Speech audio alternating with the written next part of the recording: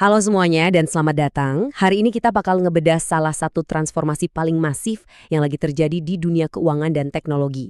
Kita ngomongin gimana ekosistem kripto ini berevolusi secara dramatis. Dulu kan kita taunya kripto itu ibarat Wild West ya, eksperimen liar, penuh ketidakpastian. Tapi coba lihat sekarang, kripto udah bertransformasi jadi infrastruktur digital yang luar biasa skalabel, makin matang dan tentunya mulai terregulasi ketat di seluruh dunia.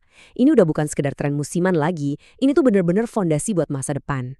Oke, biar nggak buang waktu, ini dia roadmap kita hari ini. Kita bakal nelusuri dua pilar utama, mulai dari teknologi di balik Web3 sampai ke pergeseran kebijakan global. Ada 5 poin. Pertama, the Ethereum World Computer. Kedua, gimana cara menskalakan jaringannya. Ketiga, standar ERC-721. Keempat, pergeseran regulasi global. Dan kelima, kita bakal bedah tuntas cetak biru regulasi di Indonesia. Pertama, the Ethereum World Computer. Sebelum ngomongin regulasi, kita wajib paham dulu fondasi teknologinya. Coba kita bandingin dua raksasa ini. Bitcoin itu kan pada dasarnya beroperasi pakai buku besar UTXO dengan skrip yang sangat terbatas. Sangat simpel, sangat aman, tugasnya cuma satu, ngelacak siapa ngirim koin ke siapa. Udah, titik. Tapi Ethereum, visi mereka jauh lebih gila sejak hari pertama. Ethereum ini bukan cuma soal nyatet transaksi, tapi bertindak sebagai state machine global berbasis account yang punya smart contracts yang Turing komplit. Artinya apa? Ini bukan cuma soal mindahin uang, tapi soal mengeksekusi logika aplikasi yang kompleks secara terdesentralisasi. Beneran kayak komputer dunia? Nah, untuk ngerti gimana Ethereum bisa sekuat itu, kalian harus paham jantungnya. EVM alias Ethereum Virtual Machine. Ini adalah mesin eksekusi deterministik tempat semua smart contracts tadi beroperasi. Kata kuncinya di sini adalah deterministik.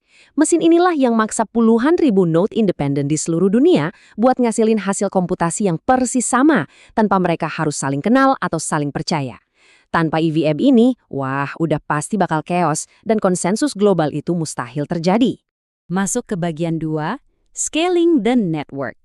Mesinnya udah kita pahamkan, sekarang pertanyaannya gimana developer di seluruh dunia naikin kapasitas mesin ini buat nanganin permintaan global? Jawabannya ada di angka ini. 200 juta. Sebuah konsensus udah disepakati buat naikin batas dasar gas limit Ethereum jadi 200 juta pasca upgrade ke Amsterdam. Ini bukan cuma tweak kecil-kecilan ya, ini lonjakan kapasitas yang sangat dramatis biar jaringan bisa memproses komputasi jauh lebih banyak secara paralel. Tapi ingat, di dunia blockchain, kalian nggak bisa asal bikin blok jadi gede gitu aja. Kalau dipaksain, node kecil nggak bakal kuat dan boom, desentralisasi hancur. Nah, buat ngehindarin itu, Ethereum pakai kombinasi maut dari upgrade ke Amsterdam lewat Enshrine Proposer Builder Separation, Block Level Access List, dan EIP 8037 mereka bisa dengan aman memproses validasi paralel sekaligus ngontrol beban komputasi di setiap node. Ini benar-benar seni ningkatin speed tanpa ngorbanin keamanan. Terus gimana dengan user experience-nya? Sering banget kan transaksi nyangkut gara-gara satu antrian macet? Nah, protokol ini lagi transisi dari single linear nonce ke keyed nonces. Biar gampang, bayangin sistem lama itu kayak satu loket di bank. Semua urusan, mau transfer, bayar, interaksi smart contract, harus antri di satu jalur itu. Kalau orang di depan bermasalah, kelar deh semua mandek. Keyed nonces itu ibarat bank yang akhirnya ngebuka banyak loket sekaligus. Jadi ada jalur paralel khusus buat transfer biasa, smart wallets, sampai transaksi privat. Jauh lebih mulus. Dan efek dominonya tuh luar biasa. Kayak yang dibilang Vitalik Buterin di sini, ngebawa kerumitan teknis kayak keyed nonces langsung ke layer protokol itu bener-bener bakal ngubah cara kita interaksi tiap hari. Dompet kripto kalian bahkan terasa secepat dan segampang aplikasi Web2 biasa, tapi dengan tingkat keamanan Web3 yang bulletproof. Ketiga, Beyond Fungible, ERC-721. Infrastrukturnya udah cepet. Sekarang gimana jaringan ini ngebuktiin kepemilikan aset digital kita? Beda sama koin biasa yang nilainya sama aja kalau ditukar-tukar. Standar ERC-721 ngenalin yang namanya kepemilikan absolut. Tiap token itu diikat pakai identitas 256 bit yang 100% unik. Nggak bakal ada dua token yang sama persis. Ini dia teknologi yang bikin pedang super rare di game atau karya seni digital kalian punya nilai nyata yang bisa diverifikasi secara matematis. Tapi yang namanya teknologi kan terus berevolusi ya. Standar ERC-721 itu emang keren. Tapi transfer satu-satu tuh boros gas fee banget. Makanya muncul ERC-1155.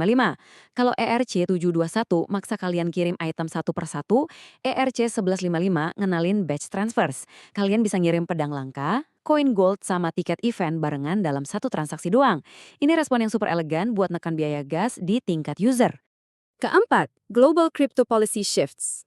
Nah, dengan teknologi yang udah sematang dan seskalabel itu, gimana nih respon regulator dunia? Jujur, ini data yang menarik banget.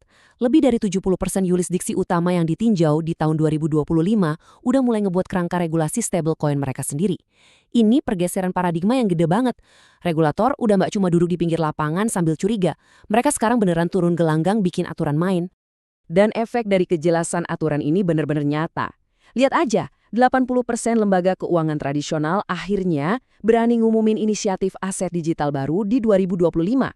Ini tuh langsung matahin mitos lama yang bilang kalau regulasi bakal matiin inovasi.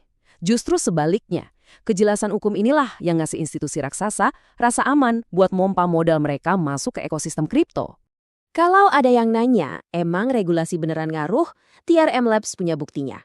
Mereka nemuin fakta kalau Virtual Asset Service Providers atau VASP yang patuh dan jalan di dalam payung hukum yang jelas ternyata mencatat tingkat aktivitas kriminal yang jauh lebih rendah. Regulasi ngasih mereka alat buat ngeblokir aktor jahat secara real-time. Hasilnya, ekosistem yang jauh lebih bersih dan aman buat kita semua. Kelima, Indonesia's Regulatory Blueprint.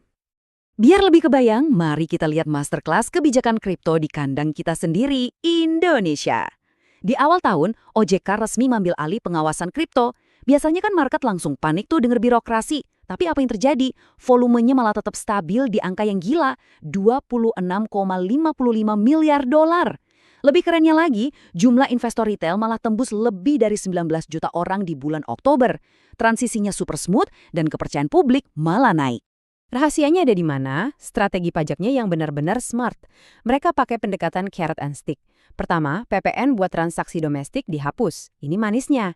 Terus pajak penghasilan di platform lokal yang berlisensi dinaikin sedikit. Nah, cambuknya ada di transaksi luar negeri yang nggak terdaftar. Pajaknya dibikin mahal jadi 0,3%. Lewat cara ini, secara natural, user bakal lebih milih trading di dalam negeri yang aman, murah, dan diawasi dengan benar. Karena pasarnya tetap stabil dan likuiditasnya terjaga, tebak siapa yang datang? Ya, raksasa global. Robinhood dan Bitbit sekarang lagi agresif masuk ke market Indonesia lewat akuisisi dan partnership lokal. Ini jadi bukti nyata dari prinsip paling dasar di keuangan, modal besar itu selalu mencari ekosistem yang bisa diprediksi dan terstruktur. Yang akhirnya bawa kita ke pertanyaan besar ini. Saat teknologi Ethereum udah makin canggih buat nanganin transaksi jutaan umat secara barengan, dan para regulator akhirnya kelar ngebangun jalan tol hukum yang aman, apakah kita benar-benar lagi ngeliat akhir dari era Wild West crypto? Apakah ini awal dari infrastruktur finansial masa depan yang superpower sekaligus taat hukum? Coba kalian pikirin itu baik-baik sambil mantau pergerakan pasar ke depannya. Terima kasih udah nemenin sesi explainer ini, dan sampai ketemu di analisis mendalam kita selanjutnya.